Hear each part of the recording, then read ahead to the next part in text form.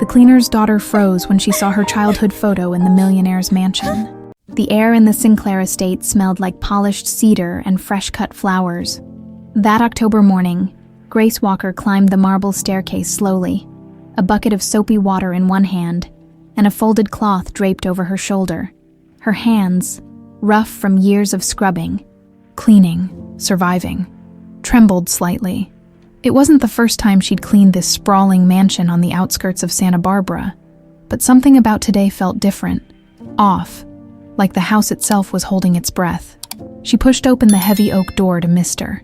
Richard Sinclair's private study, a room that always made her feel small, dark mahogany walls, leather-bound books stacked floor to ceiling, diplomas and awards gleaming in their golden frames. This was the kind of room that reminded you exactly where you stood in the world. Grace began dusting the picture frames lining the walls. There were photos of elegant parties, trips to Europe, strangers in expensive clothes smiling under wide-brimmed hats, people who'd never worried about rent, people who'd never skipped meals to make bills. Then her eyes stopped. Tucked between a framed degree from Stanford and some fancy business award was a small photograph, faded and yellowed with age. It showed a little girl, maybe 5 years old, sitting on a wooden swing. Her black hair was pulled into 2 uneven braids. She wore a floral dress with patches on the knees. The girl was squinting at the camera, grinning despite the bright sun in her eyes. Grace's breath caught in her throat. She knew that dress. She knew that swing. She knew that smile. It was her. The cloth slipped from her fingers and hit the floor with a soft thud.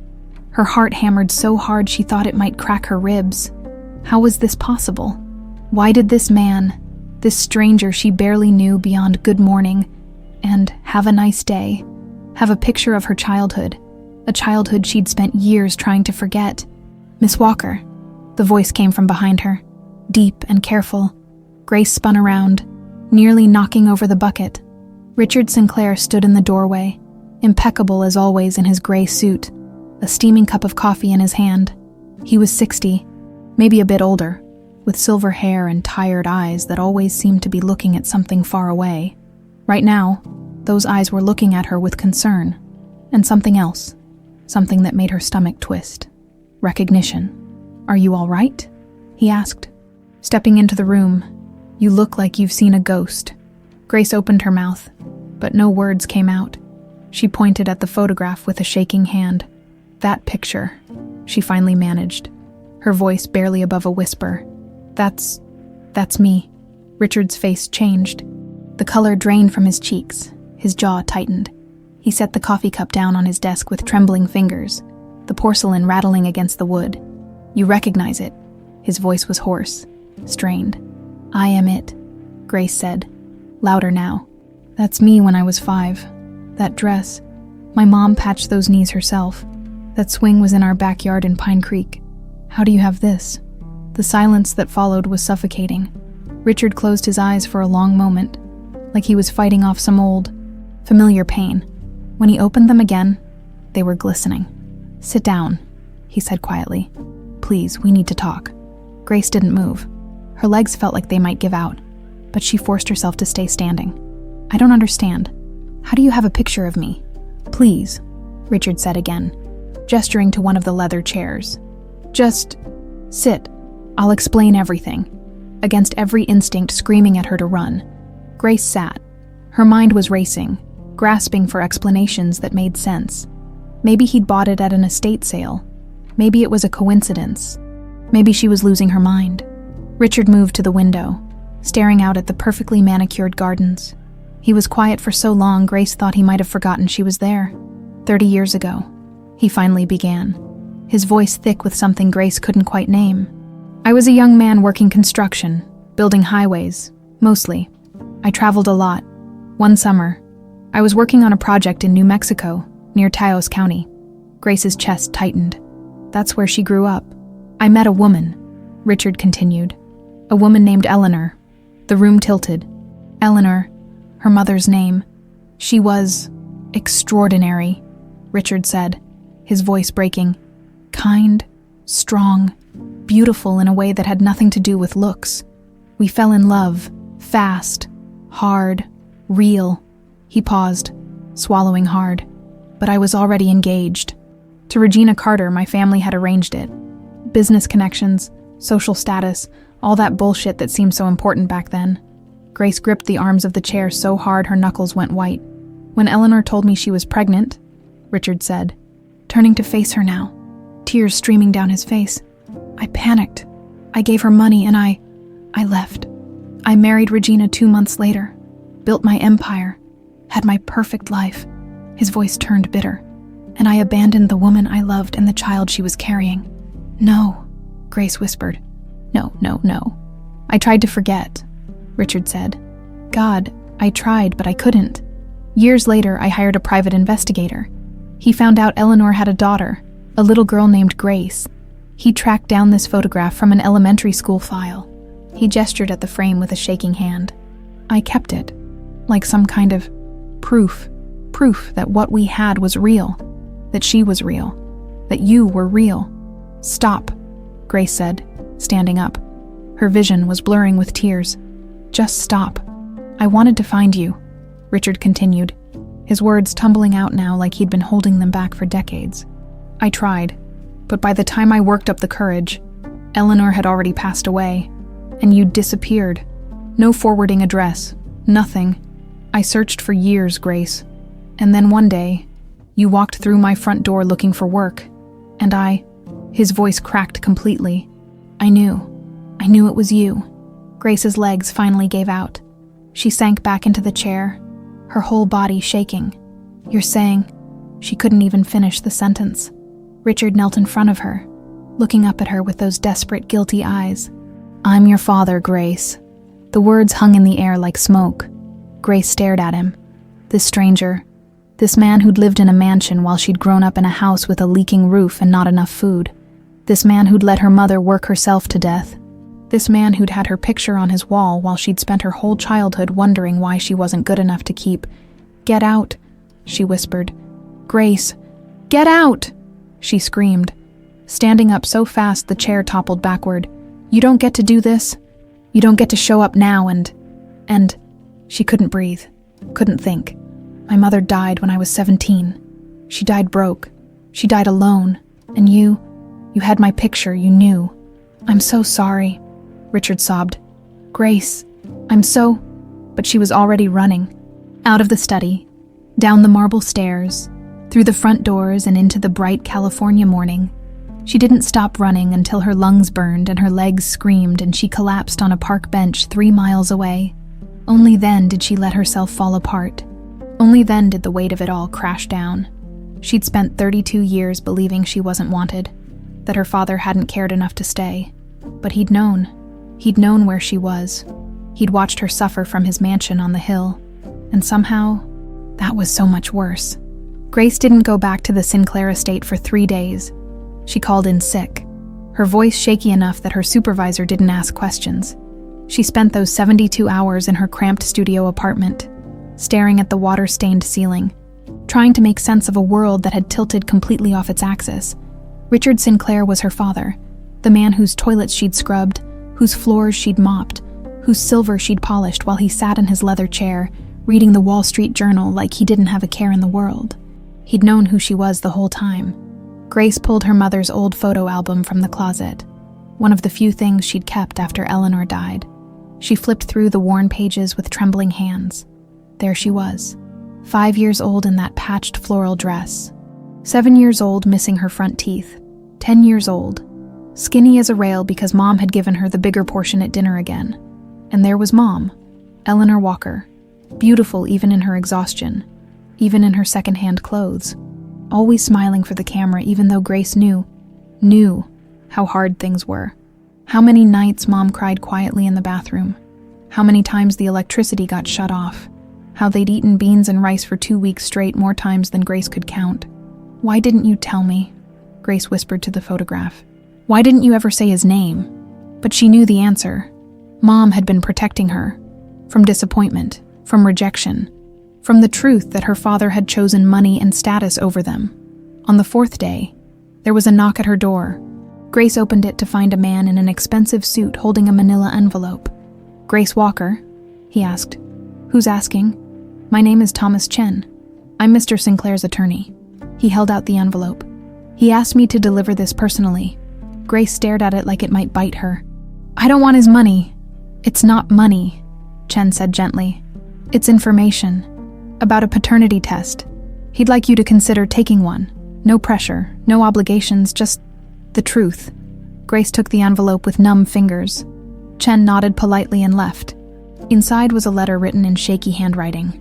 "Grace, I know I have no right to ask anything of you. I know I destroyed any claim to your trust 30 years ago, but I'm asking anyway, because I'm a selfish old man who needs to make this right. Take the test, please, not for me, for you. You deserve to know the truth with certainty. You deserve documentation, legal recognition, everything I should have given you from the beginning.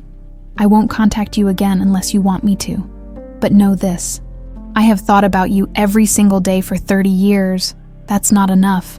It will never be enough. But it's the truth. Your father, if you'll let me be." Richard Grace read it 3 times. Then she called the number on the testing paperwork. Meanwhile, at the Sinclair Estate, a different storm was brewing. Regina Sinclair stood in the master bedroom, her arms crossed, her face a mask of cold fury. She was 58, elegant in the way wealthy women are, hair perfectly colored, skin stretched tight from one too many procedures, designer clothes that cost more than most people's rent. "You told her," she said. It wasn't a question. Richard sat on the edge of the bed, looking 20 years older than he had a week ago. "Yes. And you plan to acknowledge her, legally?" "Yes." Regina's laugh was sharp and brittle.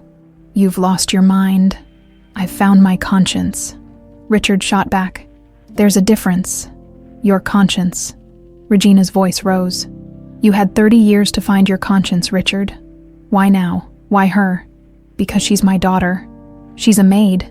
Regina spat the word like it was poison. "A nobody who cleans our house for minimum wage, and you want to give her our name, our money, everything we've built." "Everything I've built," Richard corrected coldly. "Using money from your father's company, yes. But I'm the one who turned it into an empire. And I'll damn well decide what to do with it." Regina stepped closer, her eyes narrowing. "You acknowledge her, and I'll make your life hell. You understand me? I'll drag your name through every society page in California. I'll tell everyone what a fraud you are. What a liar." "Go ahead," Richard said tiredly. "Tell them. Tell them I abandoned my pregnant girlfriend to marry you for money. Tell them I'm a coward who put his reputation before his child. It's all true." Regina's face twisted. For a moment, she looked almost vulnerable, almost hurt. Then the mask slammed back down. "Does Sebastian know?" Richard's jaw tightened. Sebastian, their son, 35 years old and still living off his trust fund, still treating the family fortune like his personal ATM. "Not yet," Richard admitted. "Well," Regina's smile was ice. "Won't that be a fun conversation?" Sebastian Sinclair found out 2 days later, when his mother called him to the estate for an emergency family meeting. He arrived in his Mercedes, wearing sunglasses that cost more than Grace's monthly rent. Already annoyed at being summoned, Sebastian was tall, handsome in a bland way, with his mother's cold eyes and his father's chin. He'd never worked a real day in his life and saw no reason to start. "This better be important," he said, dropping into a chair in the sitting room. "I had lunch plans." Regina poured herself a bourbon at 11 in the morning and turned to face him. "Your father has a daughter," she said flatly. Sebastian blinked. "What?" "A bastard child from 30 years ago, a housemaid named Grace Walker. He's planning to acknowledge her, legally, which means she'll have a claim to the inheritance." The color drained from Sebastian's face. "He can't do that." "He can, and he will." Regina took a long drink. "Unless we stop him." "Stop him how?" Regina's smile was sharp. "However we need to." Sebastian stood up, pacing now, his mind racing. The Sinclair fortune was worth somewhere north of $50 million. Properties, investments, the construction company, everything. He'd been counting on that money his entire life, had planned his future around it.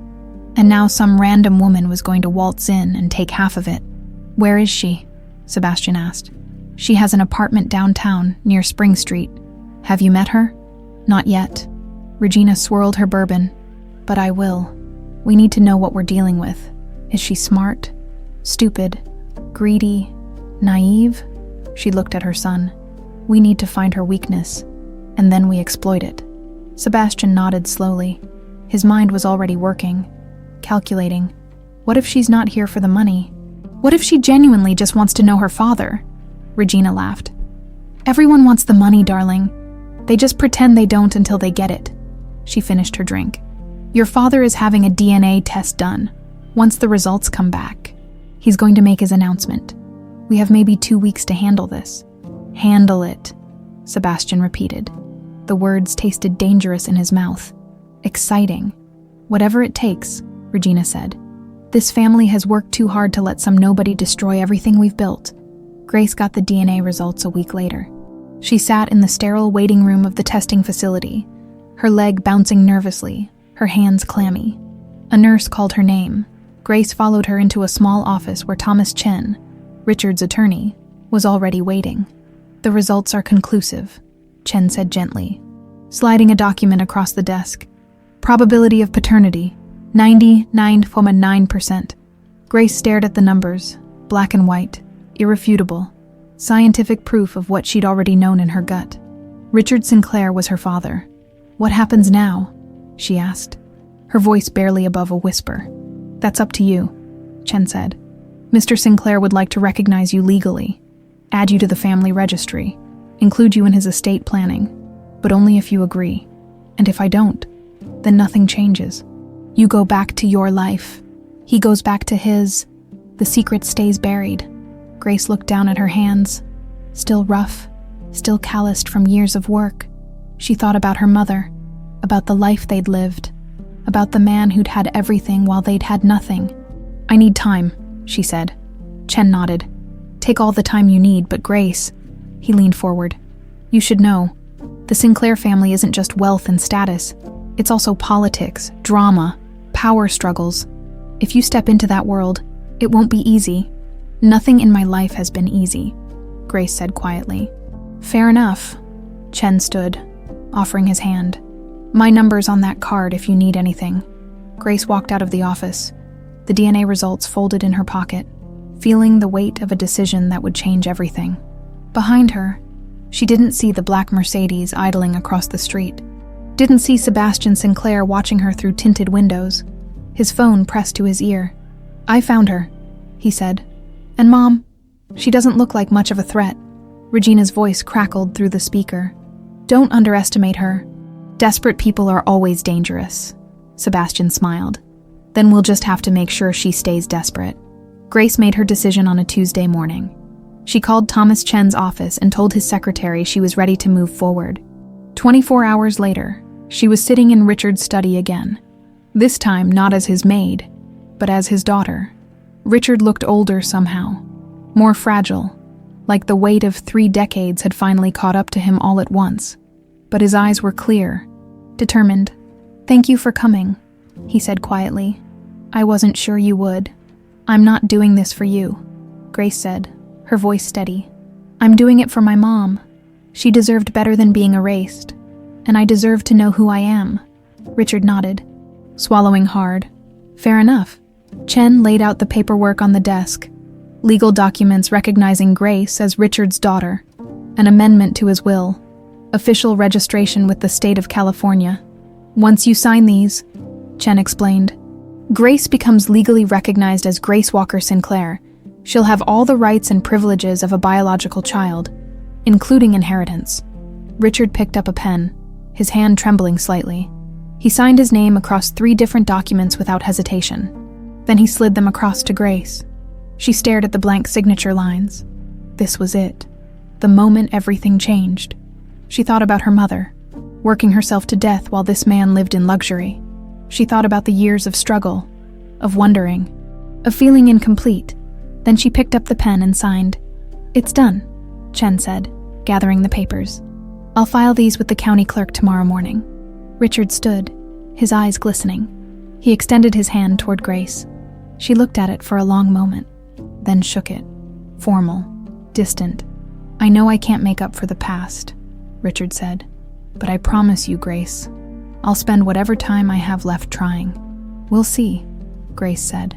She left without looking back. The news hit the Sinclair family like a bomb. Regina received the call from Thomas Chen as a professional courtesy.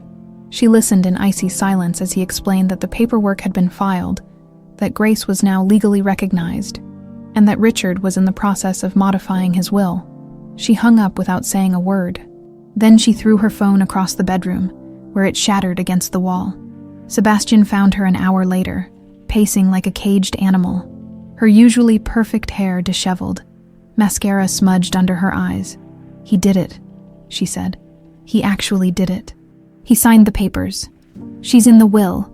Sebastian felt his stomach drop. How much? Thomas wouldn't say, but knowing your father's newfound conscience, Regina's laugh was bitter. Probably half, maybe more. Jesus Christ. Sebastian ran his hands through his hair. We have to fight this. We can challenge it legally, right? Undue influence, mental incompetence. On what grounds? Regina snapped. He's completely sound. The DNA test is legitimate. She didn't manipulate him. He sought her out. We have nothing. Then what do we do? Regina stopped pacing. Her eyes were cold, calculating. We make her leave on her own. How? We make her life unbearable. We destroy her reputation. We make her understand that she'll never be accepted in this family, in this world. We make her realize that the money isn't worth the price she'll have to pay. Sebastian nodded slowly. I know some people, reporters, we could leak a story, make her look like a gold digger. Do it, Regina said, and I'll handle the social circles. By the time I'm done, she won't be able to show her face anywhere in Santa Barbara without being branded a fraud. The first attack came 3 days later. Grace was at her apartment, making coffee, when her phone started blowing up.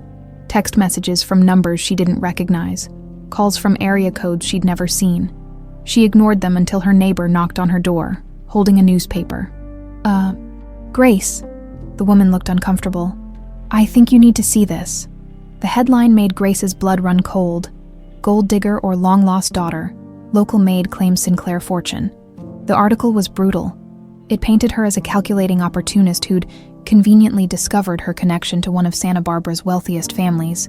It quoted unnamed sources close to the family, saying she'd forged documents, manipulated an elderly man, and was clearly only interested in money. There was a photo of her, grainy, unflattering, leaving the DNA testing facility. Grace's hands shook as she read it. Then she read it again. Then she threw the paper across the room. Her phone rang. Thomas Chen. Have you seen the article? He asked. Yeah. Her voice was flat. It's slander, we can sue. I've already contacted. Don't, Grace interrupted. That's what they want. They want me to fight back, to look defensive, to prove I'm the monster they're making me out to be. Then what do you want to do? Grace looked at her reflection in the window. Tired, broke, but not broken. Not yet. I want to meet them, she said. Regina and Sebastian, face to face. Richard arranged the meeting for that evening. Grace arrived at the Sinclair Estate at 6 o'clock, wearing the best clothes she owned, a simple black dress her mother had bought her for a job interview years ago. She felt underdressed the moment she walked through the door. Regina and Sebastian were waiting in the formal dining room, sitting on opposite sides of a table that could seat 20. Regina wore pearls and a cream-colored suit. Sebastian wore a smirk. Richard sat at the head of the table, looking like a man facing a firing squad. Grace, he said, standing. Thank you for coming. I thought it was time everyone met properly. How civilized, Regina said coolly. She looked Grace up and down like she was inspecting a stain on the carpet. Do sit down, Miss Walker, or is it Miss Sinclair now? I can never keep track of these things. Grace sat, keeping her spine straight, her face neutral. It's Grace. Grace, Regina smiled, but it didn't reach her eyes. Let's dispense with the pleasantries. Shall we? You're here because you want money. My husband, for reasons I'll never understand, is willing to give it to you. So let's talk numbers. How much will it take for you to disappear? Mom, Richard started. Shut up, Richard, Regina snapped. This is business, she turned back to Grace. 1 million. 2, name your price. Grace felt the anger rising in her chest, hot and dangerous. "I don't want your money." Sebastian laughed. "Oh, please, everyone wants the money. Stop pretending to be noble." "I'm not pretending," Grace said, her voice hard. "I want recognition. I want my mother's name cleared. I want to know who I am. Money's just a bonus." "How very noble," Sebastian drawled. "Except you signed the inheritance papers, didn't you? So clearly you're not completely uninterested in the fortune." "Sebastian." "That's enough," Richard said. "No, Dad, it's not enough." Sebastian leaned forward, his handsome face twisted with contempt. "This woman shows up out of nowhere, claiming to be your daughter." "She is my daughter," Richard said firmly. "The DNA proves it. DNA can be faked," Regina said smoothly. "It wasn't faked," Richard's voice rose. "I was there. I watched them take the samples. The results are legitimate. Or you've been manipulated into believing they are." Regina stood, moving to the bar to pour herself a drink. "You're getting old." Richard, sentimental, guilty, and she gestured at Grace with her glass, "is taking advantage of that." Grace stood up, her chair scraping against the hardwood. "I don't have to listen to this." "Yes, you do," Regina said, turning to face her. "Because this is your reality now. You want to be part of this family. Then welcome to it. This is what we do. We fight. We protect what's ours, and make no mistake. You are not one of us. You never will be." "That's fine by me," Grace shot back. "I don't want to be anything like you." Regina's eyes flashed. "You think you're better than us? You, with your thrift store dress and your calloused hands? You're nothing but a poor girl playing dress-up in a world you don't belong in." "Regina," Richard's fist hit the table. "Enough." But Grace was already walking toward the door. "Run away," Sebastian called after her. "That's what people like you do, right? When things get hard." Grace stopped, turned, looked at both of them with something like pity. "My mother worked 3 jobs to keep a roof over my head," she said quietly. "She died at 42 because she couldn't afford her medication. I've been taking care of myself since I was 17. So yeah, I know hard, and nothing you do will ever be harder than that." She walked out, slamming the door behind her. She made it 2 blocks before the car pulled up beside her. A black SUV with tinted windows. It slowed to match her pace, and Grace's heart started racing. She walked faster. The SUV kept up. Then the back door opened. 2 men stepped out. Big, broad, wearing suits that didn't quite hide what they really were. "Miss Walker," one of them said. "We need to talk." "I don't know you," Grace said, backing away. "That's all right. We know you." The man smiled, but it wasn't friendly. "We're here to deliver a message." Before Grace could run, the second man grabbed her arm and shoved her against a brick wall. The impact knocked the wind out of her lungs. "This is your only warning," the first man said, his face inches from hers. "Walk away from the Sinclairs. Forget the money. Forget the old man. Disappear." "And if I don't?" Grace gasped. "Then next time. We won't be so polite." They released her and got back in the SUV. It sped away, leaving Grace trembling on the sidewalk. Her purse dumped on the ground. Her hands scraped raw. She stumbled home, locked every door, and sat in the dark for hours. She should leave, should pack her things and disappear like they wanted. But then she thought about her mother's face, about Richard's guilty eyes, about Regina's smug smile, and she realized something. She wasn't going anywhere. This was war now, and Grace Walker Sinclair didn't lose. The story went viral in 48 hours. By Thursday morning, Grace's face was plastered across every local news site and social media platform in Southern California. Sinclair scandal, heiress or hustler. The headline screamed. There were think pieces, hot takes, Twitter threads dissecting every aspect of her life. Someone had leaked her employment records. A decade of housekeeping jobs, sporadic work history, eviction notices from 3 years ago. They'd found her mother's death certificate and spun it into a sob story that Grace had weaponized to manipulate a guilty rich man. Sources close to the family were everywhere, painting her as calculating and cold. One article quoted an anonymous former co-worker, saying Grace had always talked about landing a rich man. Another claimed she'd researched the Sinclair family for months before applying for the housekeeping job. All of it was lies. Grace sat in her apartment, watching her life get torn apart in real time, and felt strangely numb. She'd expected the fight to be hard. She just hadn't expected it to be this public. Her phone buzzed. A text from an unknown number. "You had your chance to walk away. Now everyone will know what you really are." She blocked the number. 10 seconds later, another text came from a different one. "Gold-digging whore. Block." Another text. "Block." Another. Finally, she turned off her phone and sat in silence. Thomas Chen showed up at her door that afternoon with a stack of legal documents and a grim expression. "We need to talk strategy," he said, settling onto her threadbare couch. "The Sinclairs are playing dirty. Regina's leaked information to at least 3 major outlets, and Sebastian's hired a PR firm to control the narrative. Can we sue?" Grace asked. "For what?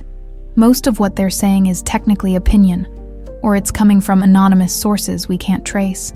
And the stuff that is factual, your employment history, your mother's death, that's public record.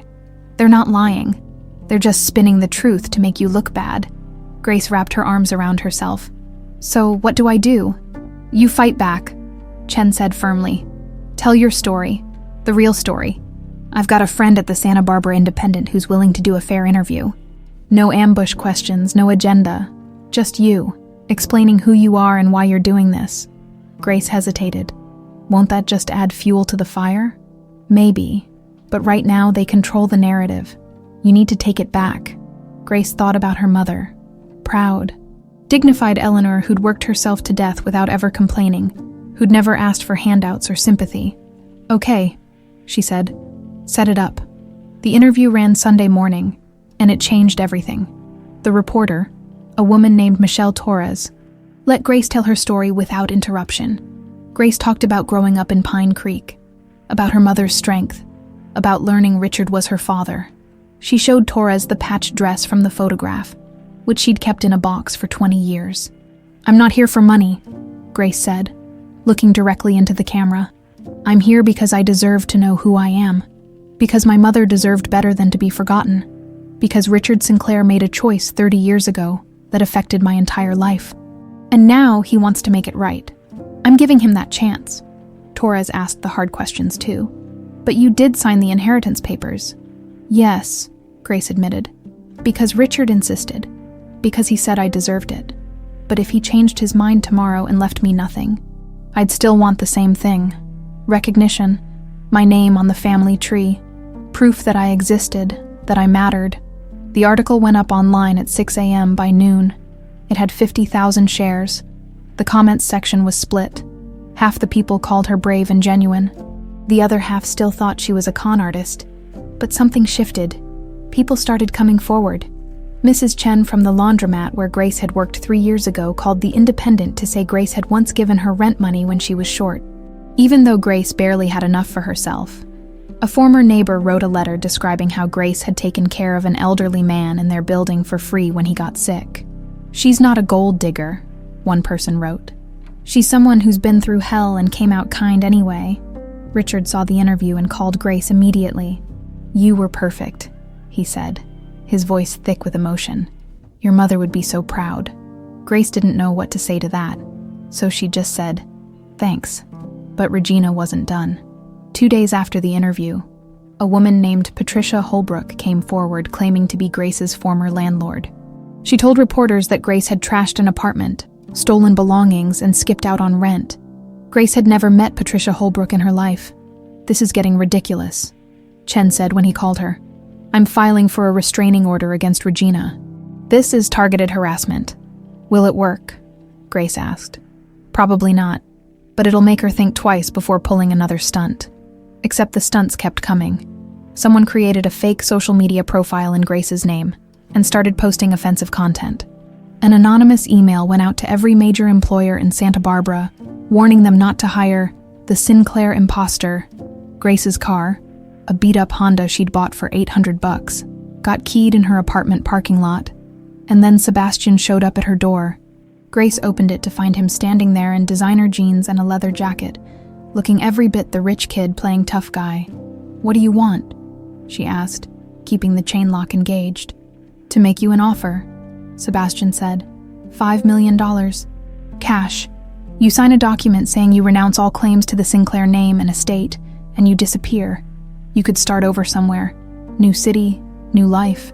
No more articles, no more harassment. No, Grace said. Sebastian's jaw tightened. You're making a mistake. I've made plenty of mistakes. This isn't one of them. My mother's not going to stop, Sebastian warned. Neither am I. We'll make your life a living hell. You already are, Grace said. And I'm still here. Sebastian leaned closer to the gap in the door. You think you're tough? You think you can handle this world? You can't. You're out of your league. Maybe, Grace said. But at least I'm not a coward hiding behind Mommy's money. Sebastian's face flushed red. For a second, Grace thought he might try to force the door open. Instead, he stepped back, straightening his jacket. You'll regret this, he said. Probably, Grace agreed. But I'll regret it with my name back. She closed the door and locked it, her heart pounding. That night, something unexpected happened. Grace got a call from Maria Santos, one of the other housekeepers at the Sinclair Estate. They'd worked together for 6 months but had never been close. I saw your interview, Maria said, and I wanted to tell you something about Mrs. Sinclair. Grace sat up straighter. What about her? She's been calling all the staff, offering us money to say bad things about you. She offered me $2,000 to tell reporters you stole jewelry from the house. Grace's stomach turned. Did you take it? Hell no, Maria said fiercely. And neither did Carlos or Jenny or any of the others. We know you, Grace. You're good people. And what they're doing to you is wrong. Grace felt tears burning her eyes. Thank you, that means. Thank you. We got your back, Maria said. All of us. And tomorrow, we're all going to the Independent to tell them the truth. The next day, 5 members of the Sinclair household staff gave interviews defending Grace's character. They described her kindness, her work ethic, her integrity. One of them, an older man named Carlos who'd worked for the family for 20 years, looked directly into the camera and said, Mrs. Sinclair thinks money can buy anything, including lies, but some of us still have our dignity. Grace Walker is 10 times the person Regina Sinclair will ever be, the story exploded. Suddenly, the narrative wasn't about a gold digger trying to steal a fortune. It was about a wealthy family trying to silence and destroy someone who threatened their perfect image. Public opinion shifted hard. A Team Grace started trending on Twitter. People showed up at the Sinclair Estate with signs supporting her. The Santa Barbara District Attorney's Office quietly opened an investigation into the assault Grace had reported. Richard called a press conference. He stood on the steps of his mansion, looking frail but determined, and said, Grace Walker is my daughter. The DNA proves it. My conscience confirms it. And I will not allow anyone, including members of my own family, to destroy her for telling the truth. She has shown more grace and dignity in these past weeks than I've shown in 30 years. I'm proud to call her my child. The reporters shouted questions, but Richard ignored them and walked back inside. That night, Grace sat in her apartment watching the news coverage, feeling something she hadn't felt in a long time. Hope. Maybe this wasn't over. Maybe the truth actually mattered. Maybe she could win. Richard invited Grace to dinner at the estate 2 weeks after his press conference. She almost said no. The mansion still felt like enemy territory. Every marble column and crystal chandelier a reminder of the world she'd never belonged to. But something in Richard's voice when he called, fragile, hopeful, made her agree. Just us, he promised. Regina moved out last week, took an apartment downtown. And Sebastian's, well, he's making himself scarce. So Grace drove up the winding driveway in her beat-up Honda, feeling like an imposter even now. Richard met her at the door himself. No staff, no formality. He was wearing jeans and a sweater, the most casual she'd ever seen him. Thank you for coming, he said quietly. They ate in the small breakfast nook instead of the formal dining room. Richard had cooked, badly, some kind of pasta that was overcooked and undersalted. Grace found herself smiling despite everything. Your mother was the cook, Richard said, noticing her expression. I never learned. Always had someone else do it. Mom taught me, Grace said. We couldn't afford to eat out, so she made sure I knew my way around a kitchen. Richard set down his fork, his eyes distant. Tell me about her, please. I want to know what she was like after. Grace hesitated. Part of her wanted to make him hurt, to paint a picture so bleak he'd drown in guilt. But another part, the part that sounded like her mother's voice, wanted to be honest. She was strong, Grace said finally. Stronger than anyone I've ever met. She worked 3 jobs some years, cleaning houses during the day, waitressing at night, doing laundry on weekends. She never complained. Not once. Richard's eyes glistened. She made sure I went to school, Grace continued. Made sure I had clothes that fit, even if hers didn't. When I was 10, I wanted a bike so badly. All the other kids had them. Mom saved for 8 months to buy me one from a yard sale. It was rusty and the gears stuck. But Grace's voice caught. It was the best thing I'd ever owned. Grace. She got sick when I was 15. Grace pushed on, needing to say it now. Pneumonia that turned into something worse. She needed antibiotics, rest, maybe a hospital stay. We couldn't afford any of it. She kept working because we needed the money. By the time she finally went to a clinic, it was too late. Richard covered his face with his hands. She died 2 weeks before my 18th birthday, Grace said, her voice hard now. In a county hospital, alone, because I was at work and couldn't get there in time. The funeral cost $3,000. I had to borrow money from a church to bury my own mother. I'm so sorry, Richard whispered. God, Grace, I'm so... You should be, Grace said, because all of that, all of it, could have been prevented if you'd just done the right thing, if you'd just been there. The silence that followed was suffocating. Finally, Richard looked up, his face wet with tears. I can't change the past.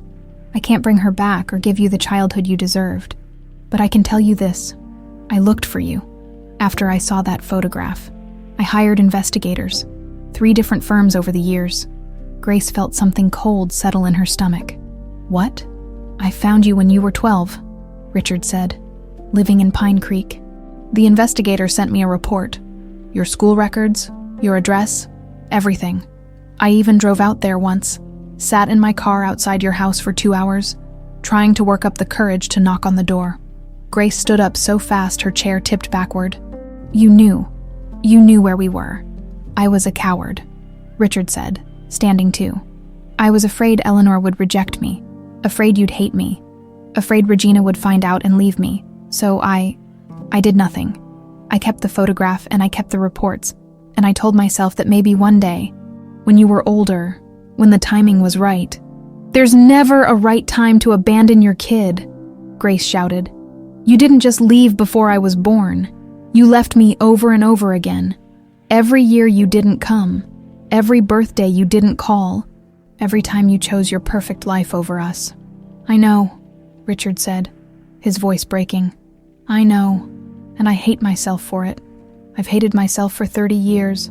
That's not an excuse. There is no excuse. But I need you to understand.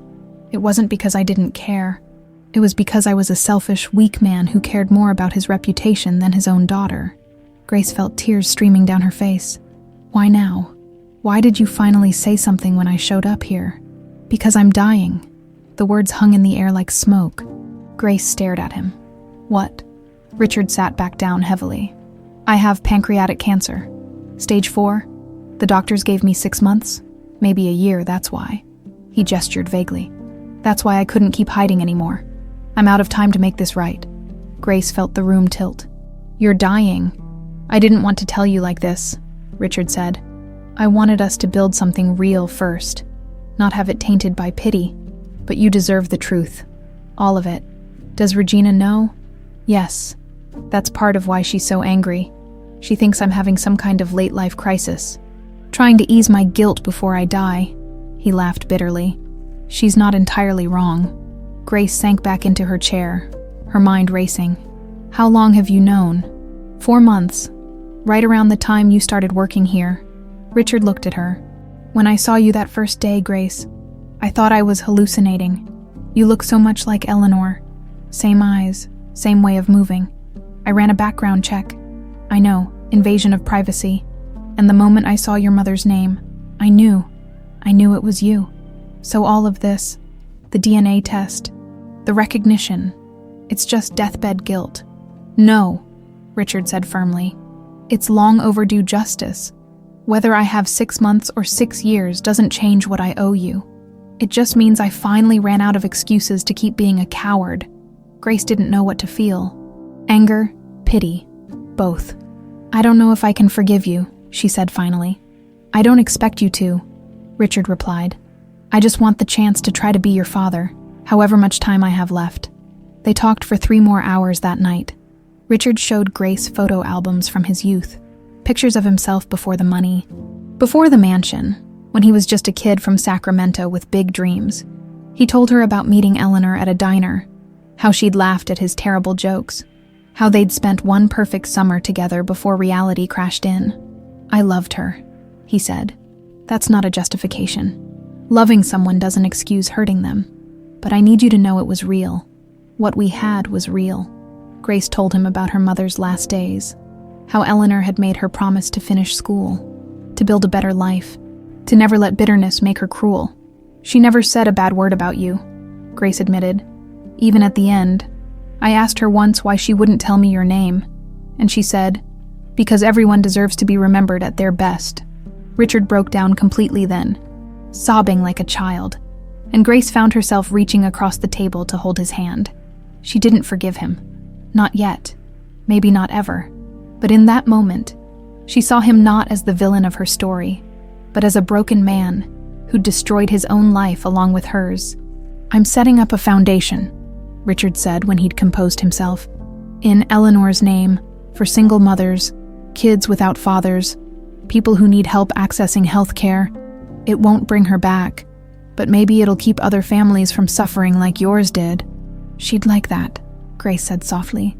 As Grace prepared to leave, Richard walked her to the door. Grace, he said, would you call me Dad just once before you go? Grace looked at him. This stranger, this father, this dying man who'd wasted 3 decades being afraid. Good night, Richard, she said.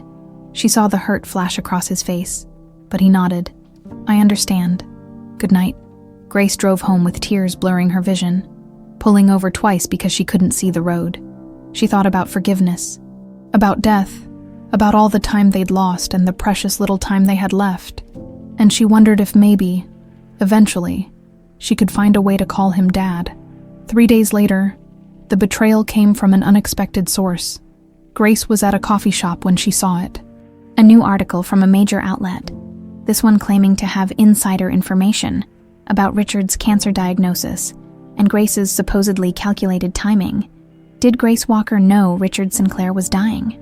The article suggested she'd learned about his illness and swooped in to secure her inheritance before time ran out.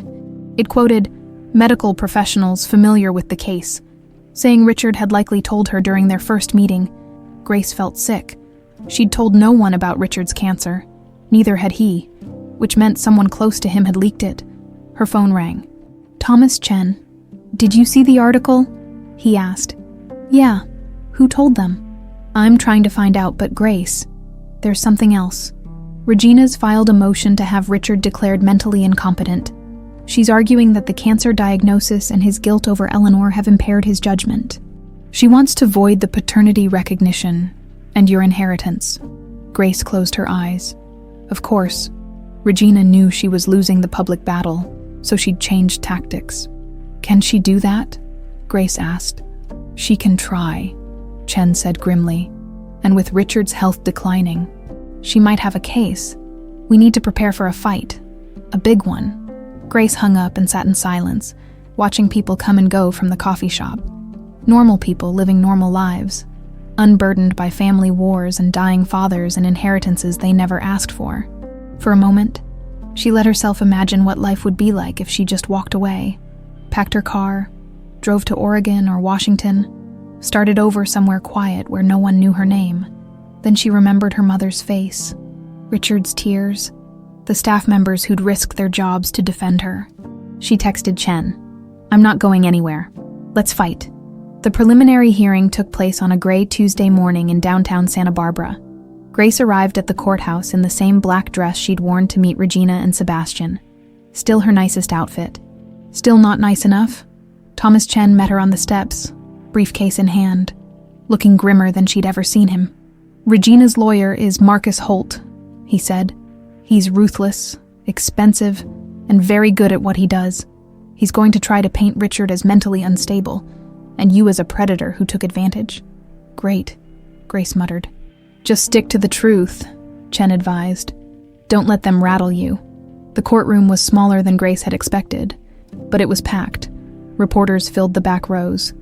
She saw Maria and Carlos from the estate staff sitting together, offering her encouraging nods. And there, in the front row on the opposite side, sat Regina, perfectly coiffed, diamond earrings catching the light, and Sebastian, wearing a suit that probably cost more than Grace's car. Richard was already seated at their table, looking thin and tired. When Grace sat down beside him, he gave her a weak smile. "Thank you for being here," he said quietly. "Where else would I be?" she replied. Judge Patricia Morrison entered, a stern-looking woman in her 60s with sharp eyes that missed nothing. Everyone rose, then sat as she banged her gavel.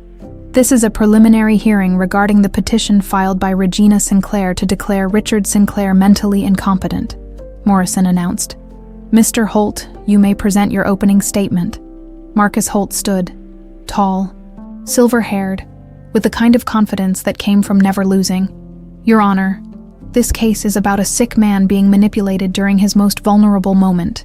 Richard Sinclair was diagnosed with terminal cancer 4 months ago. Since then, he's made increasingly erratic decisions, divorcing his wife of 30 years, disinheriting his son, and recognizing a stranger as his daughter based on a convenient DNA test.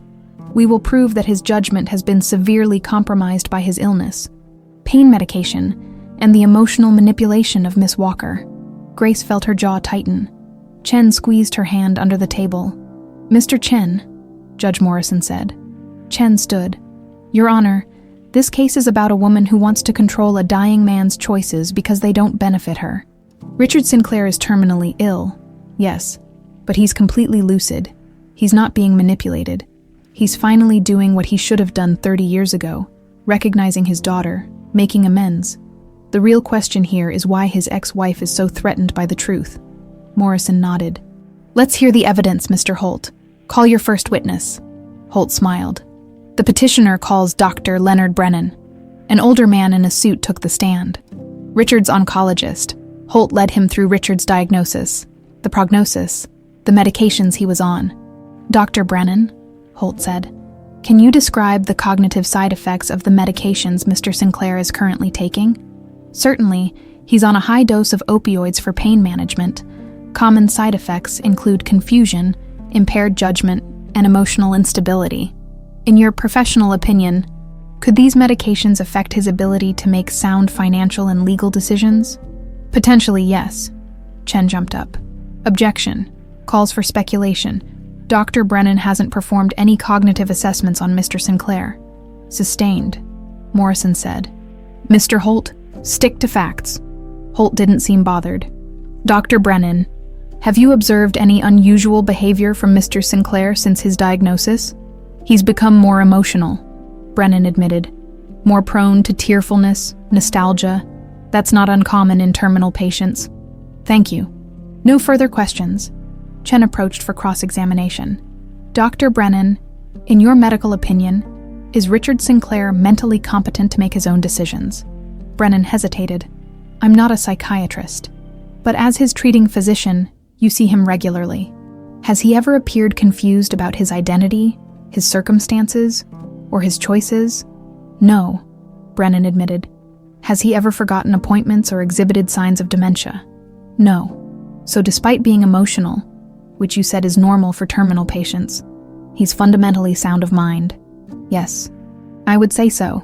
"Thank you." Chen sat down, and Grace saw Regina's lawyer frown slightly.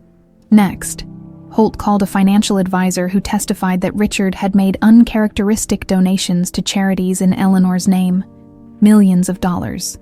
"Doesn't this suggest impaired judgment?" Holt asked. "It's certainly unusual," the advisor said carefully. Chen's cross was swift. "Is charitable giving illegal?" "No, of course not. Is it uncommon for wealthy individuals to donate to causes they care about? No. Then there's nothing inherently suspicious about Mr. Sinclair choosing to give his own money to charity, is there? I suppose not. But the real blow came when Holt called Sebastian to the stand. Sebastian looked the part of the concerned son. Suit perfectly tailored, expression appropriately worried. He described his father's increasingly erratic behavior over the past months. He became obsessed with the past, Sebastian testified, constantly talking about regrets, mistakes. He started crying at dinner for no reason. He fired staff members who'd been with us for years. And then this woman, he gestured at Grace, showed up, and suddenly he's convinced she's his long-lost daughter. Did you believe her claim? Holt asked. No. It seemed too convenient. A maid discovers she's secretly an heiress right when my father is dying. It's textbook opportunism, Chen objected repeatedly. But Sebastian was smooth, practiced. He painted a picture of a confused old man being taken advantage of by a clever gold digger. When Chen got his turn, he went straight for the throat. Mr. Sinclair, did you hire 2 men to assault Miss Walker outside her apartment? Sebastian's eyes widened. What? No, that's ridiculous. Your Honor, I'd like to submit Exhibit C. Chen handed papers to the judge. Phone records showing calls between Mr. Sebastian Sinclair and a private security firm 3 days before Miss Walker was attacked. Also, bank records showing a payment of $5,000 to that same firm. The courtroom erupted. Morrison banged her gavel. Sebastian's face went red. That was legitimate security consultation. For what purpose? Chen pressed. I don't have to answer that. You're under oath, Mr. Sinclair. Sebastian looked at his lawyer desperately. Holt stood. Your Honor, this line of questioning is irrelevant to the competency hearing. I disagree, Morrison said coldly. It speaks to the credibility of the witness and the motivations behind this petition. Answer the question, Mr. Sinclair. Sebastian's jaw worked. I was concerned about my father's safety. I hired the firm to investigate Miss Walker's background. And did that investigation include physical intimidation? Chen asked. No. Then why did 2 men from that firm assault her? I don't know what you're talking about.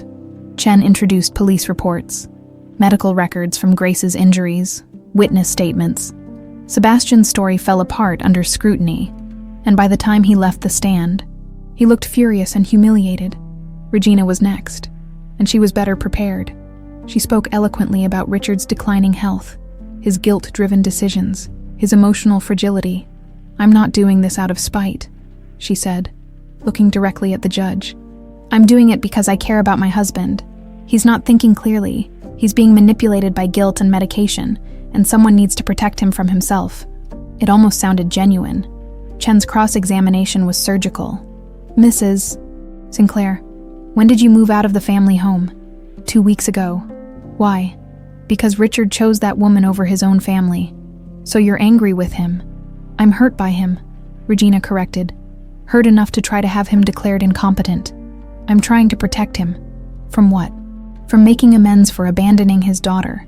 From trying to do the right thing before he dies. From making decisions that will destroy everything we built together. You mean decisions that reduce your inheritance, Chen said flatly. Regina's mask slipped.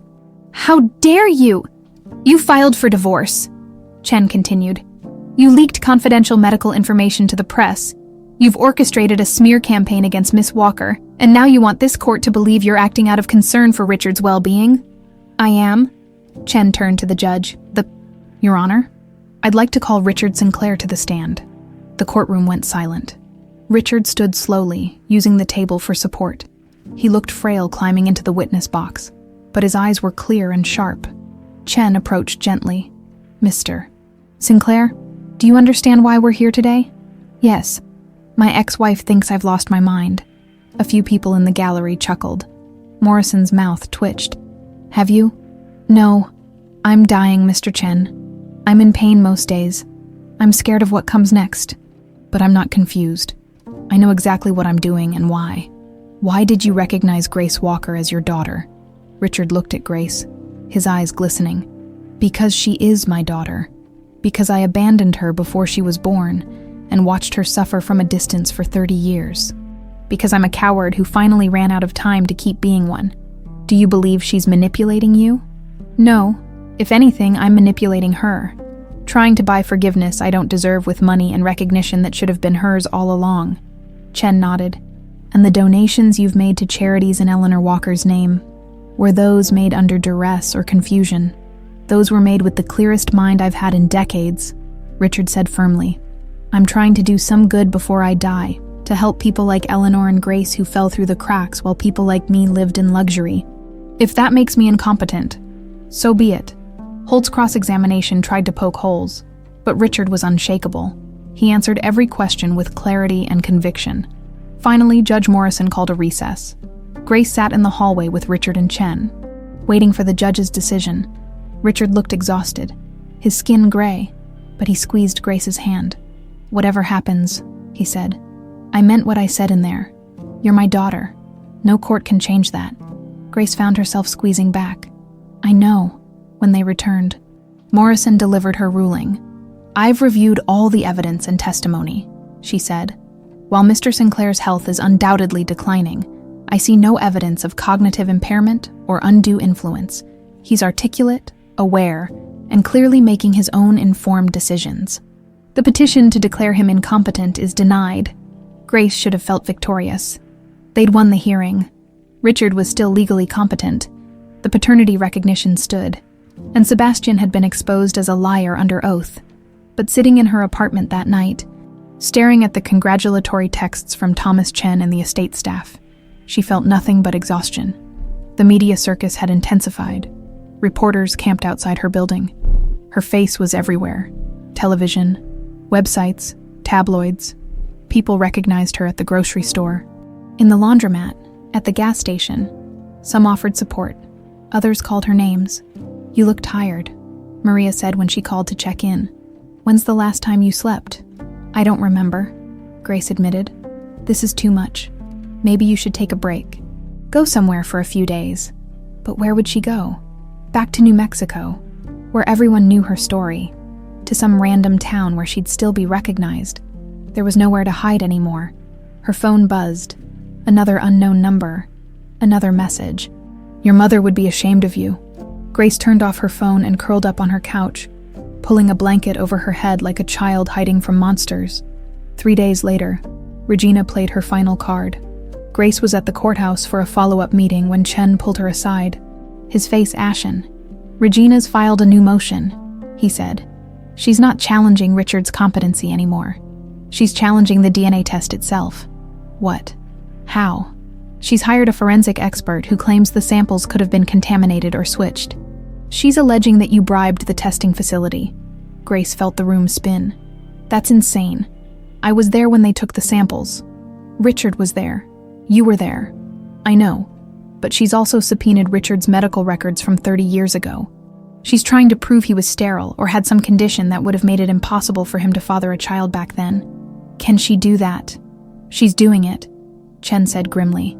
And there's more. She's filed a complaint with the state bar alleging I've been acting inappropriately, that I have a conflict of interest representing both you and Richard. If it sticks, I might have to withdraw from the case. Grace sank into a chair. She's going to win, isn't she? No, Chen said firmly. But it's going to get worse before it gets better. You need to prepare for that. That night, Grace had the nightmare for the first time. She was back in Pine Creek, in the small house with the leaking roof. Her mother was dying in the bedroom, calling for her. But Grace couldn't move. She was frozen in place while Richard Sinclair stood in the doorway of their house, wearing his expensive suit, just watching, not helping, not calling for an ambulance, just watching. Why didn't you come? Grace screamed at him in the dream. We needed you. Richard said nothing. He just turned and walked away, climbing into a limousine that drove off down the dusty road. Grace woke up gasping, her sheets soaked with sweat. It was 3 a.m. She sat in the dark, shaking, wondering if she was making a terrible mistake. Maybe her mother wouldn't have wanted this. Maybe Eleanor would have said to let it go, to move on, to stop fighting a battle that was destroying her. What do I do, Mom? Grace whispered to the empty room. The silence was her only answer. The next blow came from an unexpected source. Grace was getting coffee when she ran into Jennifer Park, a woman she'd known from her old neighborhood. They'd never been close, but Jennifer had always been friendly. "Grace," Jennifer said, her smile too bright. "I saw you on the news. Crazy story." "Yeah," Grace said carefully. "Must be nice, though, going from broke to rich overnight."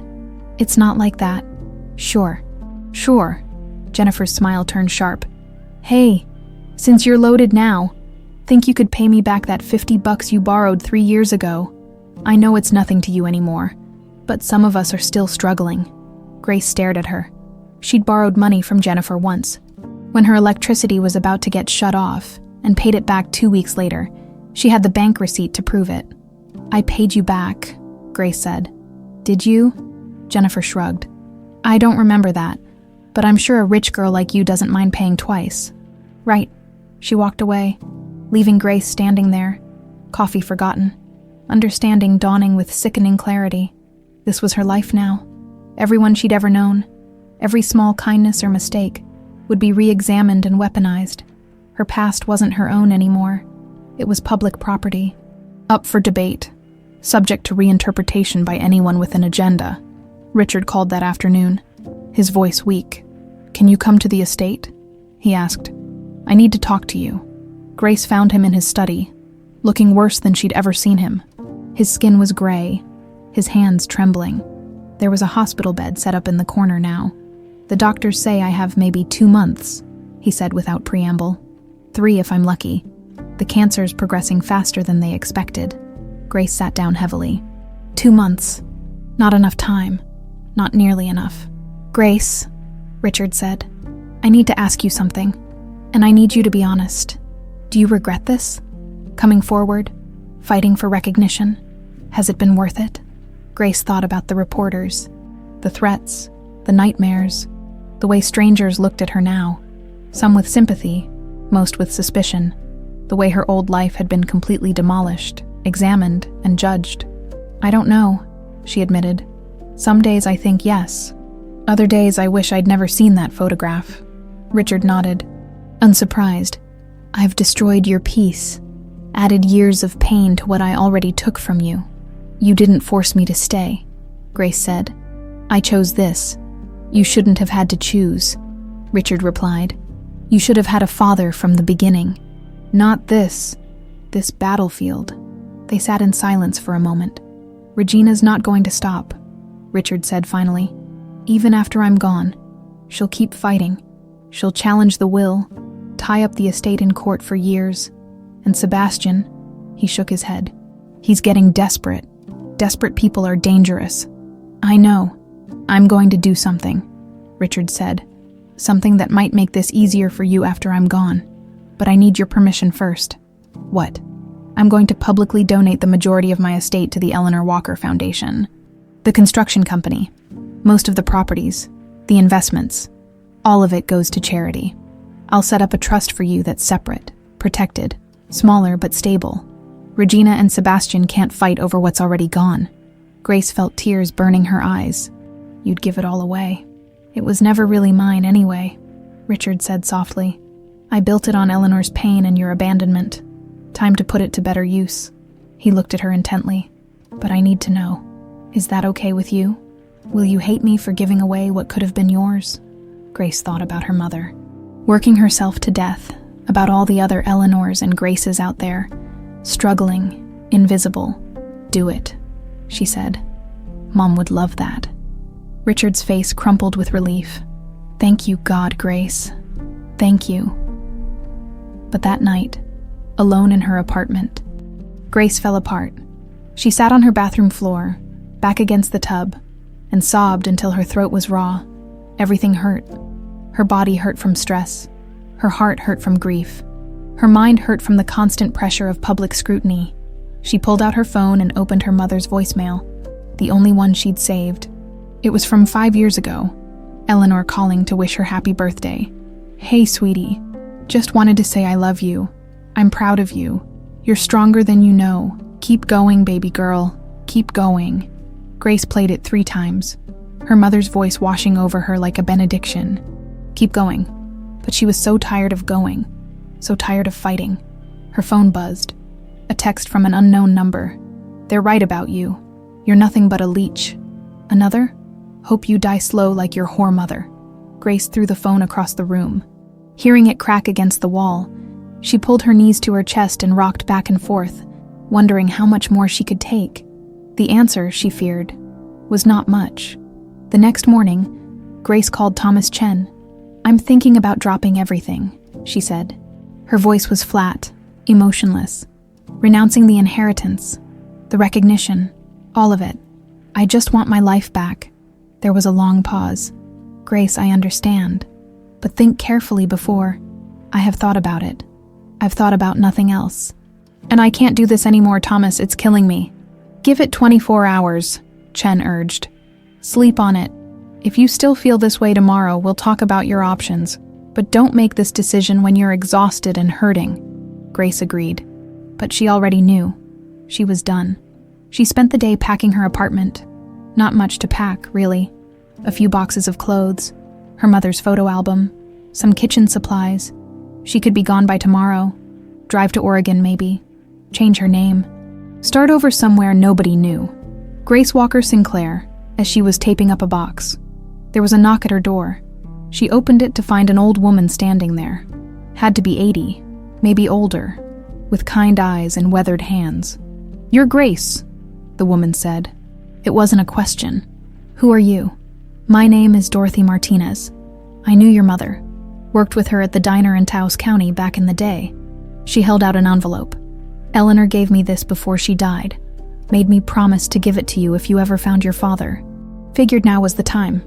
Grace took the envelope with shaking hands. "Why didn't you give this to me before?" "You weren't ready before," Dorothy said simply. "But you are now." She patted Grace's hand. "Your mama was the strongest woman I ever knew. And you're just like her." Dorothy left before Grace could respond. Grace sat on her couch and opened the envelope. Inside was a letter in her mother's handwriting, dated 2 weeks before she died. Grace's hands trembled as she unfolded her mother's letter. The paper was yellowed, fragile, covered in Eleanor's careful handwriting, a little shaky from illness, but still unmistakably hers. "My dearest Grace, if you're reading this, it means you found him, your father. I always knew you would, somehow. You were always too stubborn to let questions go unanswered. By now, you probably hate me a little for not telling you his name, for keeping that secret all these years. I hope you'll understand why. His name is Richard Sinclair. He was 28 when we met. Working construction on Highway 64. I was 24, waitressing at the diner, dreaming of something bigger than Pine Creek. We fell in love in the way young people do. Fast, reckless, certain it would last forever. But it couldn't. He was engaged to someone else. Someone from his world. The world of money and connections and plans made by families instead of hearts. I knew that from the beginning. I just didn't want to believe it. When I told him I was pregnant, I saw the fear in his eyes. Not fear of you, baby girl. Fear of losing everything he'd built, everything he'd promised other people. He gave me money and left, and I hated him for about a week. Then I stopped, because hating him wouldn't feed you, wouldn't keep a roof over your head, wouldn't make you feel loved. So I made a choice. I would love you enough for both of us, and I would never let bitterness poison that love, Grace. If you've found him, I need you to know something. He's not a monster. He's just a man who made a terrible choice when he was young and scared. We all make those choices. Most of us just don't have to live with them for the rest of our lives. I forgave him a long time ago. Not because what he did was okay. It wasn't. But because holding on to anger was like drinking poison and expecting him to die. I refused to let him take my peace along with everything else. If he's trying to make amends now, let him. Not for his sake, for yours. You deserve to know where you came from. You deserve a father, even a flawed one, even one who comes too late. But here's what I need you to remember. My beautiful girl, his choices don't define you. His absence doesn't make you less. His money, if he tries to give you any, doesn't make you more. You are enough exactly as you are. You always have been. Don't let this destroy you. Don't let the anger eat you alive. Don't let people who don't know you tell you who you are. Stand tall, stand proud, stand in your truth. You are my daughter. You are Eleanor Walker's daughter. and that means you're stronger than any storm. I love you forever. Mom. Grace read the letter 3 times, tears streaming down her face, her mother's words wrapping around her like an embrace from beyond the grave. I forgave him a long time ago. Don't let this destroy you. Stand in your truth. She sat there for an hour, holding the letter, feeling something shift inside her chest. The anger that had been eating her alive for weeks started to loosen its grip, not disappearing. She didn't think it would ever fully disappear, but transforming into something else, something clearer. This wasn't about Richard's redemption. It wasn't about Regina's hatred or Sebastian's greed or the public's judgment. This was about Grace Walker claiming her own story, her own name, her own truth, and she wasn't going to let anyone take that from her. The final hearing was scheduled for the following Monday. Regina's lawyer had filed one last motion, this time directly challenging the validity of the paternity test. The judge had agreed to hear arguments, though Chen assured Grace it was a long shot. The DNA test was properly administered, he said. Multiple witnesses, chain of custody documented, reputable lab, but Holt's throwing everything at the wall to see what sticks. Grace arrived at the courthouse with a different energy than before. She wasn't scared anymore, wasn't defensive. She'd spent the weekend reading and rereading her mother's letter, and something had settled inside her. She belonged here, not because of Richard's money or name, because this was her truth, and she had every right to claim it. The courtroom was packed again, more reporters than ever, cameras lining the back row. Grace saw Maria and Carlos in their usual spots. Thomas Chen was organizing papers at their table, and Richard was there, looking frailer than ever but determined. His jaw set, Regina and Sebastian sat across the aisle, both dressed immaculately, both wearing expressions of cold confidence. Judge Morrison entered, and everyone rose. This is the final hearing on the matter of Grace Walker's paternity recognition, Morrison announced. Mr. Holt, you've filed a motion challenging the DNA test results. Present your evidence. Holt stood, confident as ever. Your Honor, we've hired Dr. Eugene Park, a forensic DNA specialist, to review the testing procedures. Dr. Park has identified several irregularities that cast doubt on the results. Dr. Park took the stand, a thin man with wire-rimmed glasses who spoke in technical jargon about sample handling, contamination risks, and statistical probabilities. He suggested, carefully, without directly accusing anyone, that the test results could have been compromised. In cases involving large inheritances, Park said, financial motivation to manipulate results can be significant. Chen's cross-examination was brutal. Dr. Park, have you reviewed the actual samples from this case? No, but I've reviewed the documentation. So you haven't examined the physical evidence. You're just speculating based on paperwork. I'm offering my professional opinion on the procedures, which you didn't witness. Have you ever testified in a case where your professional opinion overturned DNA results that showed 99.9% probability? Park hesitated. No, but no further questions. Holt then called a lab technician from a competing facility who testified that, in theory, samples could be switched or contaminated. But under Chen's questioning, he admitted he'd never heard of it actually happening at the lab that had processed Grace and Richard's tests.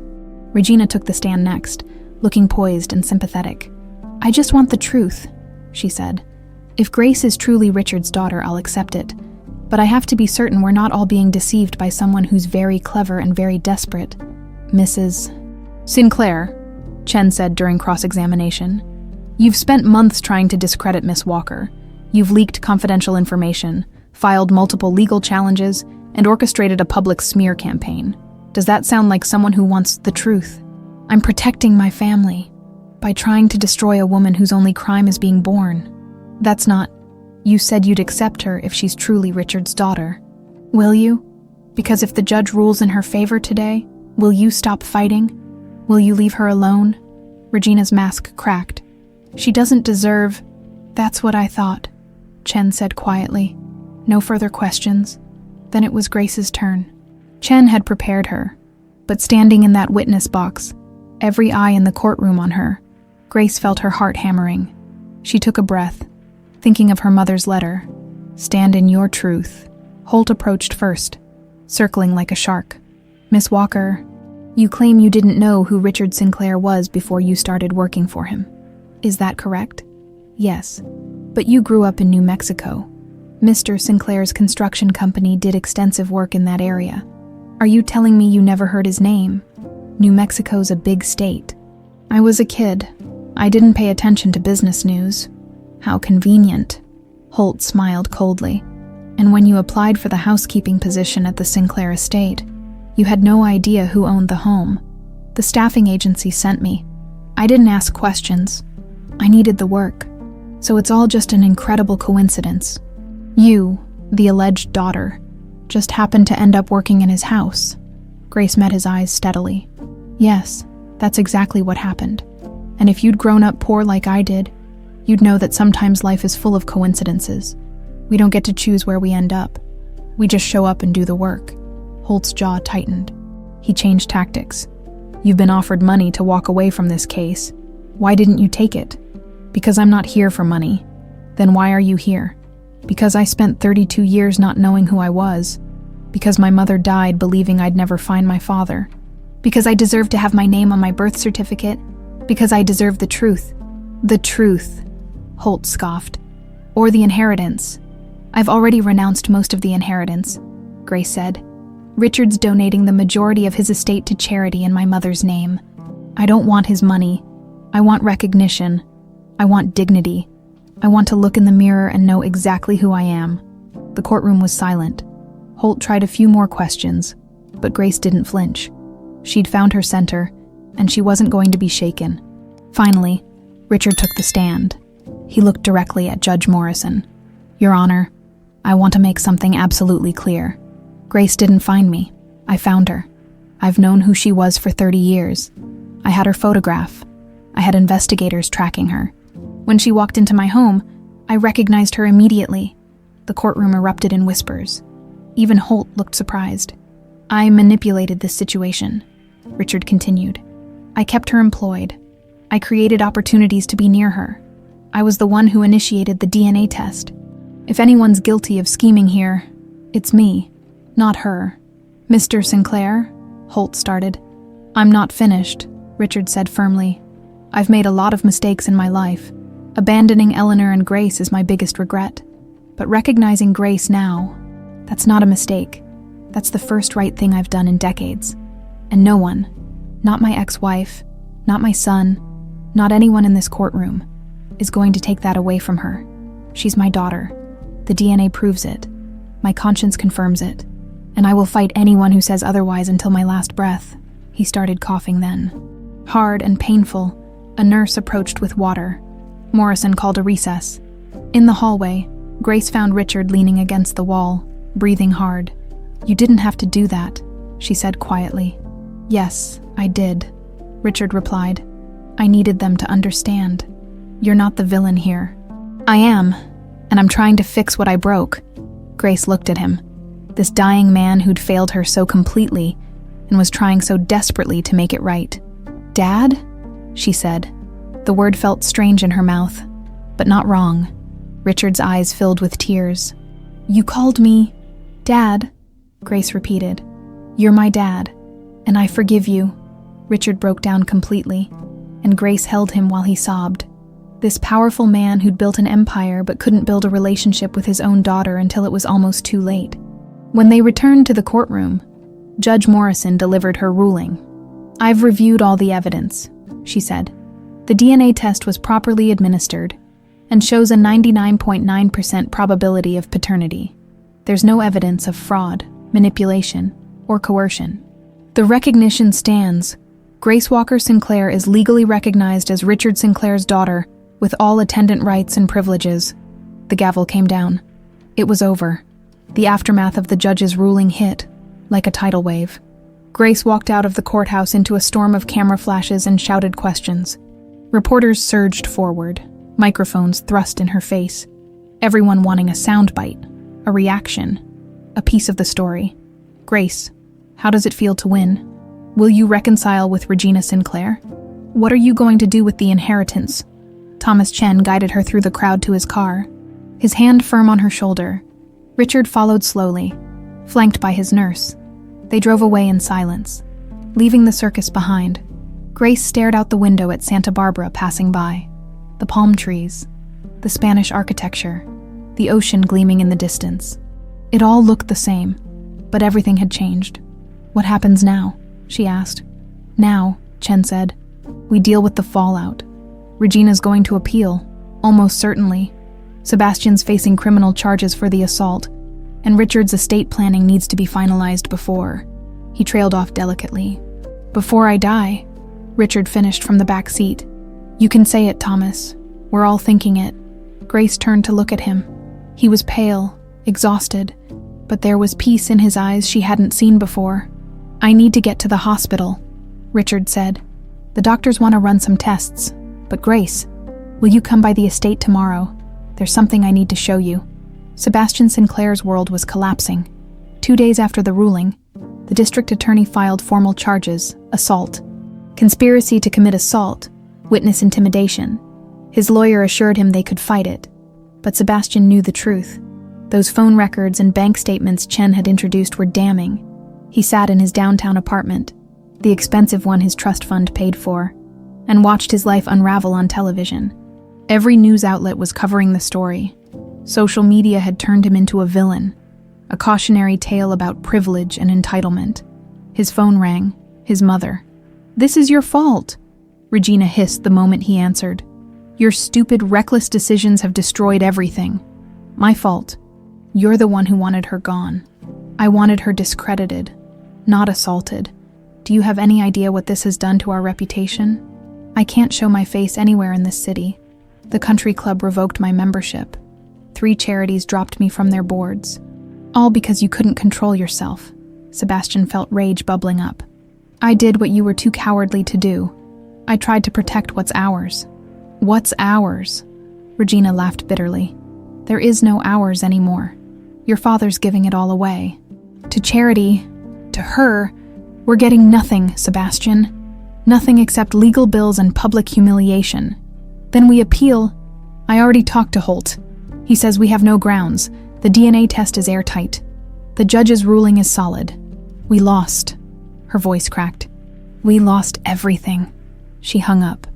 Sebastian sat in the dark, his $1,000,000 view of Santa Barbara mocking him.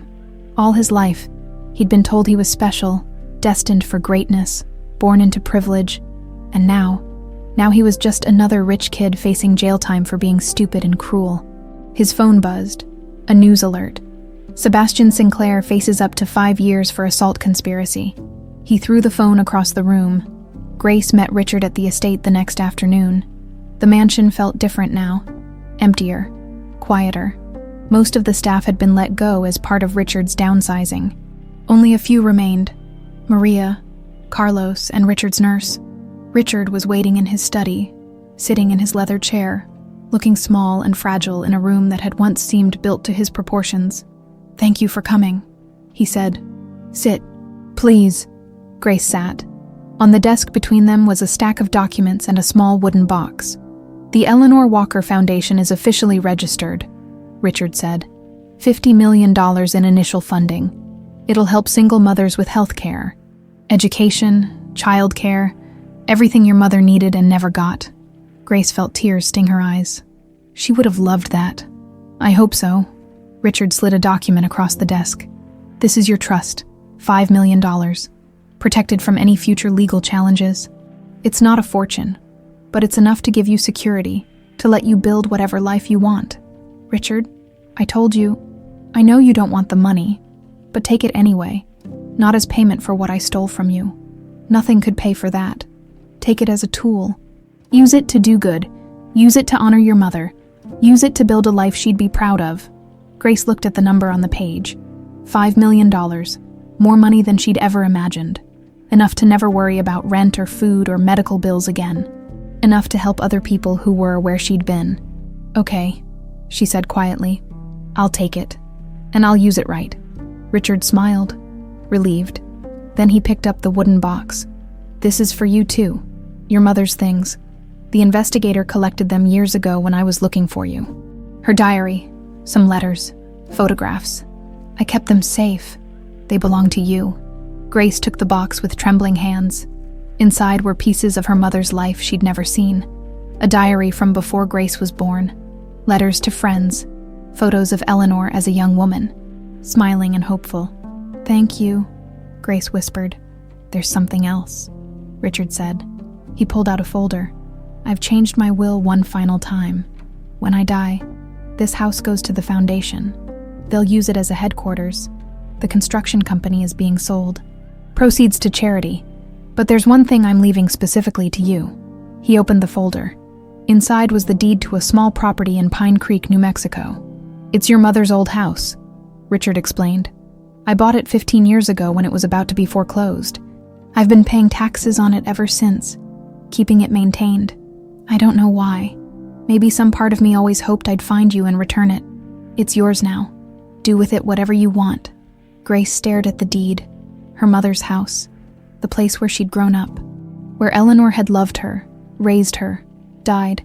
"You've been paying for it all these years." "It was the least I could do," Richard said. "I couldn't save Eleanor, but I could save her home." Grace started crying, deep, wrenching sobs that came from somewhere she'd kept locked away for years.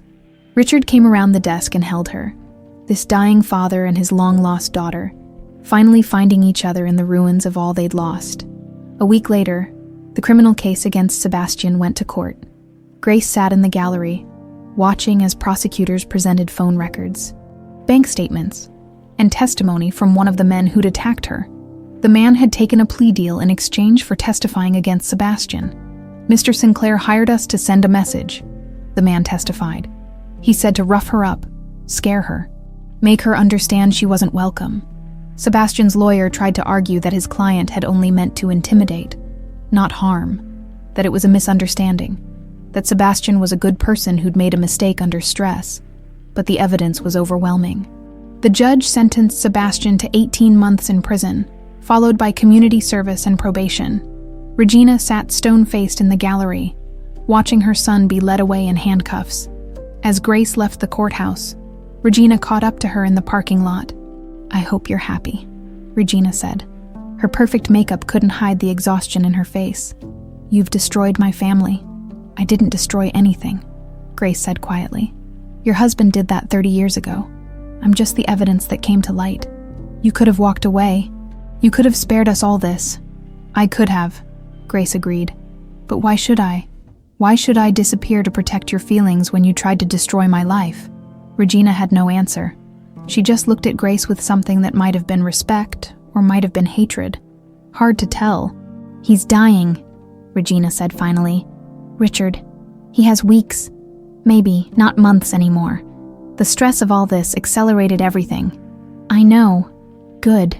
Regina's voice was cold. "Then you know that you killed him just as surely as the cancer did." She walked away before Grace could respond. Grace stood in the parking lot, Regina's words echoing. Part of her wanted to feel guilty, but another part, the part that sounded like her mother, knew the truth. Richard had been dying long before Grace showed up. He'd been dying from guilt and regret, and the weight of his own choices. All Grace had done was give him a chance to live honestly before the end. She visited Richard every day after that. He was in hospice now, set up in the master bedroom of the estate. The cancer had spread to his liver, his lungs, his bones. The doctor said it was a matter of days. They talked about everything and nothing. Richard told her stories about building his company, about his own childhood, about the young man he'd been before money and fear changed him. Grace told him about her mother, about growing up poor but loved, about the strength it took to survive. "I wish I'd known you as a child," Richard said one afternoon, his voice barely above a whisper. "I wish I'd been there for your first day of school, your graduations, your heartbreaks. I wish I'd been a real father." "You're being one now," Grace said. "That's what matters." Is it enough? Grace thought about her mother's letter, about forgiveness and peace and standing in truth. "It has to be," she said. "It's all we have." Richard squeezed her hand weakly. "Your mother raised you right. Eleanor would be so proud of who you've become." "I hope so. I know so." Richard's eyes were bright, despite his failing body. "You're everything good about both of us and nothing bad. That's her doing. That's all her." They sat in comfortable silence as the sun set over Santa Barbara, father and daughter, finally together, finally at peace. 6 months later, spring came to Santa Barbara with the kind of gentle warmth that made everything feel possible again. Grace stood in the gardens of what used to be the Sinclair Estate, now officially the headquarters of the Eleanor Walker Foundation. Workers were installing a bronze plaque near the entrance, in memory of Eleanor Walker, 1963-1998. Her strength lives on. Richard had died 3 weeks after Sebastian's sentencing, peacefully in his sleep. With Grace holding his hand, the funeral had been small, private, just Grace, Thomas Chen, Maria, Carlos, and a handful of Richard's old business associates who'd respected him despite everything. Regina hadn't come, neither had Sebastian, who was still serving his sentence. But Grace hadn't felt alone. Standing at Richard's grave, she'd felt her mother's presence too. Eleanor and Richard, finally together in whatever came after, finally at peace. The contractors say the renovations will be done in 2 weeks, Maria said, walking up beside Grace. She'd taken a position as the foundation's operations manager, overseeing the conversion of the mansion into office space and meeting rooms. Mom would laugh if she could see this, Grace said. Her name on a $50 million foundation, in a mansion she used to clean. She'd be proud, Maria corrected gently. Proud of you for making something good come from all that pain. Grace smiled. She'd learned to accept compliments over the past months, learned to believe she deserved the good things that were finally coming her way. The foundation was already making a difference.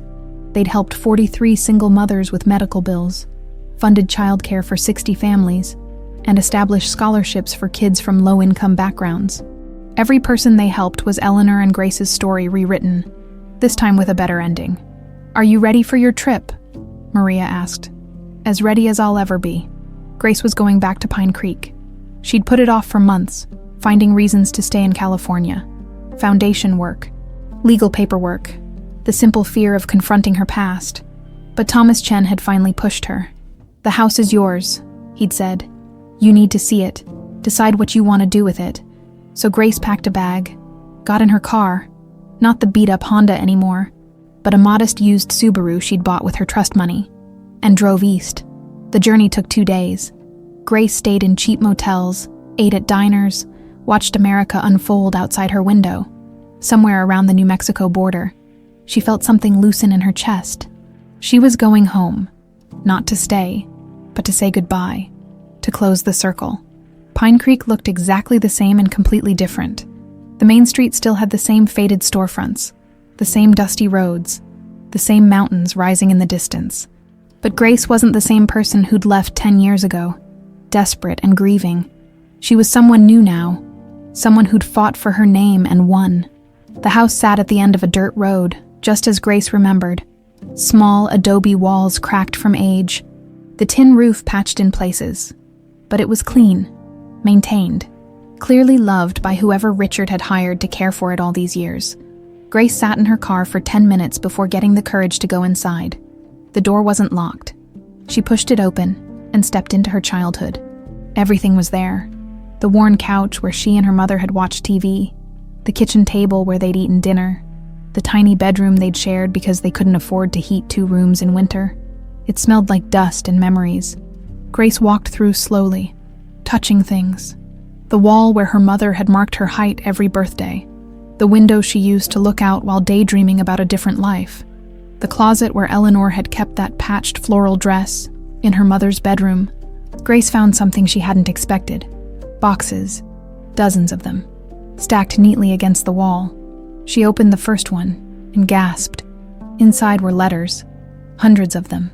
Letters her mother had written but never sent. Letters to Richard. Grace sat on the floor and started reading. Dear Richard, Grace is 2 today. She said her first sentence. Mama, I love you. I cried for an hour. I wish you could have heard it. I wish you could have seen her face light up when I gave her the secondhand teddy bear I'd saved up for. I don't hate you anymore. I thought I would forever, but I don't. Hate takes too much energy, and I need all my energy for her. Another letter, dear Richard. Grace asked about you today for the first time. Where's my daddy? She said. I told her you lived far away and couldn't be here. She asked if you knew about her. I said yes, you knew. And I think you loved her even if you couldn't show it. I don't know if that's true, but I wanted her to believe her father loved her. Every child deserves to believe that. And another, dear Richard, I'm sick. The doctors say it's pneumonia, but it feels like more. Grace doesn't know yet. She's 17, working so hard, trying to take care of me. I should be taking care of her. If I don't make it, I hope you find her someday. I hope you tell her the truth, not the pretty version, but the real one. Tell her you were young and scared. Tell her you made a mistake. Tell her I forgave you. And she should too. She deserves a father, Richard. Even one who comes too late. Grace read until her eyes burned and her throat was raw from crying. Her mother had never stopped hoping, had never stopped loving, had never stopped believing that someday, somehow, things would be okay. That evening, Grace visited her mother's grave. It was in a small cemetery at the edge of town, under a cottonwood tree. The headstone was simple. Eleanor Walker, beloved mother. Grace knelt in the grass and placed fresh flowers. Wild flowers she'd picked on the drive, the kind Eleanor had loved. I found him, Mom, Grace said aloud. Just like you said I would. And you were right. He wasn't a monster. Just a man who made terrible choices and spent his life regretting them. The wind rustled through the cottonwood leaves. He died 3 months ago, Grace continued. But before he did, we had time. Not enough time, but some. He told me about you, about how much he loved you, how he never forgot. Tears streamed down Grace's face. He set up a foundation in your name, to help people like us, people who fall through the cracks. We're going to help so many families, Mom. We're going to make sure other little girls don't grow up wondering why they weren't good enough to keep their fathers. She wiped her eyes. I forgave him, the way you asked me to. It was hard. God, it was so hard. But I did it. And you know what? I feel lighter now, like I've been carrying a weight my whole life and finally got to put it down. Grace stood, brushing dirt from her knees. I love you, Mom. I hope wherever you are, you and Dad found each other again. I hope you're at peace. She walked back to her car as the sun set over the mountains, painting the sky in shades of orange and pink. Grace spent 3 more days in Pine Creek. She met with a local nonprofit and donated her childhood home to them. They'd turn it into transitional housing for women escaping domestic violence. Eleanor would have loved that. She visited her old school, her mother's old jobs, the church that had helped pay for the funeral. She said goodbye to ghosts and memories, and the girl she used to be. On her last day, she drove out to the spot where she and her mother used to watch sunsets, a hill overlooking the valley, where everything was quiet and vast and beautiful. Grace sat in the grass and pulled out her phone. She'd been putting this off, but it was time. She dialed Regina Sinclair's number. Regina answered on the 3rd ring. What do you want? I wanted to tell you something, Grace said calmly. I forgive you. Silence. I forgive you for the smear campaign, the legal battles, the threats. I forgive Sebastian for having me attacked. I even forgive you for trying to convince Richard he was losing his mind. I forgive all of it. I don't want your forgiveness, Regina said coldly. I'm not giving it for you, Grace replied. I'm giving it for me, because holding on to anger is like drinking poison and expecting you to die. My mother taught me that. She could hear Regina breathing on the other end. You won, Regina said finally. You got everything you wanted. Why rub it in? I didn't want to win. Regina, I just wanted to exist, to be acknowledged, to know who I was. The fact that you saw that as a threat says more about you than it does about me. Grace paused, choosing her words carefully. I hope Sebastian finds peace in prison. I hope he learns that money and privilege don't make you better than anyone else. And I hope you find a way to be happy, even though you lost the battle to control Richard's story. Are you finished? Regina asked. Almost. Grace took a breath. Richard loved you once. Maybe he even loved you at the end, in his way. But he loved my mother more. And he loved me most of all. Finally, at the very end, he loved me most. That's not a victory. It's just the truth. And the sooner you accept it, the sooner you can move on. She hung up before Regina could respond.